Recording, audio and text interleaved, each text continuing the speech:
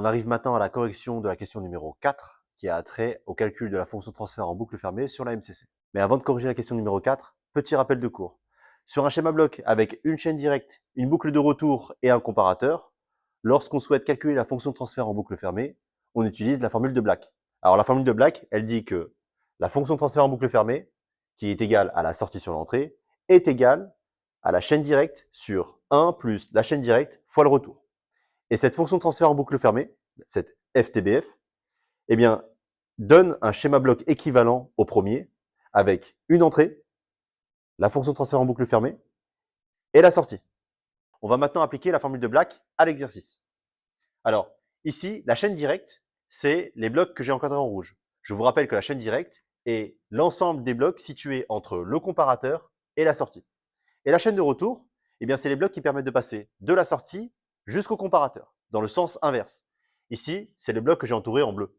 Donc, HM2P, qui est la fonction de transfert en boucle fermée du système, est égal à quoi? Est égal à la chaîne directe. Ici, la chaîne directe, c'est ce qui est encadré en rouge. Et comme il y a plusieurs blocs encadrés en rouge et que ces blocs-là sont en série, le bloc équivalent est égal au produit de ces blocs. C'est-à-dire qu'il est égal à 1 sur LP multiplié par KT multiplié par 1 sur JP. Ce qui donne KT sur R plus LP multiplié par JP. Au dénominateur, on retrouve quoi? On retrouve 1 plus la chaîne directe fois la chaîne de retour. C'est-à-dire KT sur R plus LP JP multiplié par la chaîne de retour qui est KE. Pour cette question, on ne s'arrête pas ici. On va mettre cette fonction de transfert HM2P sous forme canonique. D'après le cours, une fonction de transfert est sous forme canonique lorsqu'on peut écrire au numérateur et au dénominateur un polynôme en P, multiplié par K sur P puissance alpha. Eh bien, on va appliquer cette définition à la fonction de transfert HM2P. Alors, pour faire ça, on va commencer par simplifier un petit peu la fraction en remarquant qu'au numérateur et au dénominateur, on a les mêmes termes. Autrement dit, si j'applique ce dénominateur-là sur le dénominateur global de la fraction, eh bien, il va y avoir une simplification. Alors ici, si je multiplie, au numérateur, il va rester KT. Au dénominateur, le terme R plus LPJP se recopie à la place du 1. Donc on trouve R plus LP multiplié par JP plus, et ici, les deux termes se simplifient. Il reste donc KTKE. Et ça, c'est la première étape de la méthode. Deuxième étape de la méthode, je vais développer le dénominateur pour faire apparaître au dénominateur des puissances de P. Donc pour faire ça, je développe simplement la fraction et j'oublie pas également de ranger par ordre croissant de puissance de P, c'est-à-dire le terme constant, le terme en P puissance 1 et ainsi de suite. Donc ici, le terme constant, c'est KTKE, plus je multiplie R fois JP, plus LJ P carré. Et au numérateur, on retrouve bien sûr KT. Dernière étape, on va faire apparaître le terme 1 plus un polynôme en P, et pour faire ça, on va diviser par le terme constant. Et ça tombe bien, le terme constant, on a pensé à l'étape précédente à le mettre en évidence devant au dénominateur.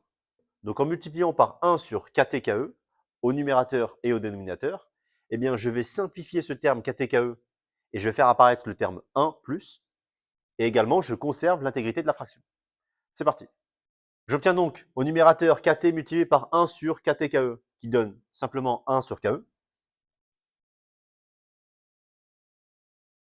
Et au dénominateur, je fais apparaître un 1. Ça tombe bien, c'est ce que je voulais faire. Donc 1 plus RJ sur KTKE.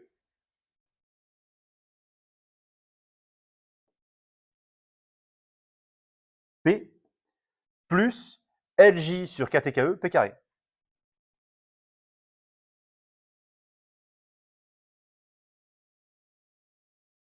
Et maintenant, la fonction de transfert HM de P est bien sous forme canonique. Dans la question 5, l'énoncé propose une nouvelle forme pour HM de P et demande de justifier que HM de P qu'on a obtenu précédemment peut se mettre sous la forme proposée par l'énoncé. Pour faire ça, il y a deux méthodes.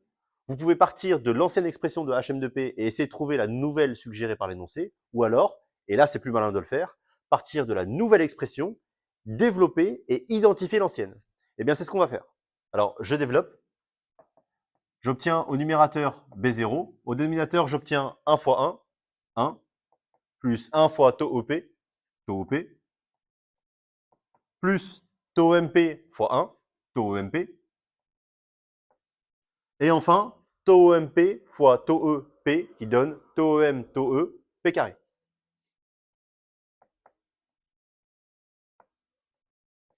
Et après factorisation par P, j'obtiens cette expression.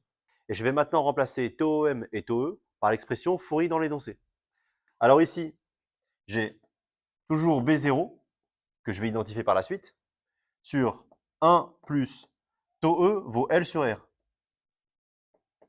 Et taux OM vaut RJ sur KTKE, multiplié par P, plus le produit taux OM, taux E, qui va donner LJ sur KTKE.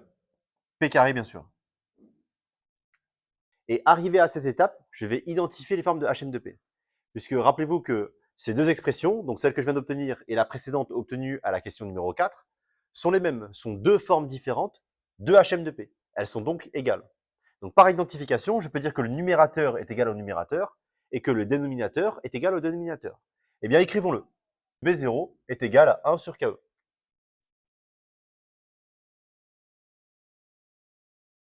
Les termes devant le P, taux O plus taux M, sont égaux aux termes devant le P ici. RJ sur KTKE. Et enfin, le produit de termes devant P carré, taux M, taux E, est égal au produit de termes devant P carré, LJ sur KTKE. L'identification est faite, mais sur le terme en rouge, on n'a pas exactement ce résultat.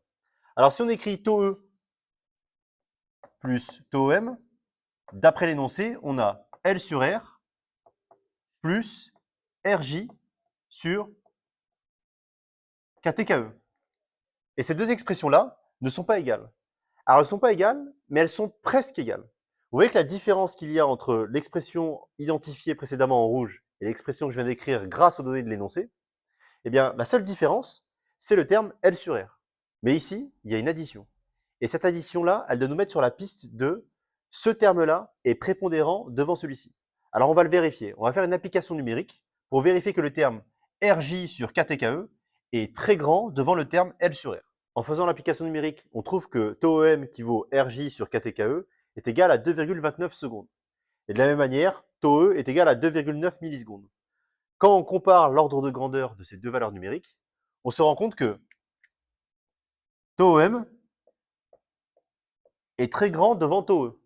Autrement dit, si taux OM est très grand devant taux E, eh bien on peut dire que taux OM plus taux E est à peu près égal à taux OM. On a bien l'identification qui est respectée de taux E plus taux OM est égal à RJ sur KTKE.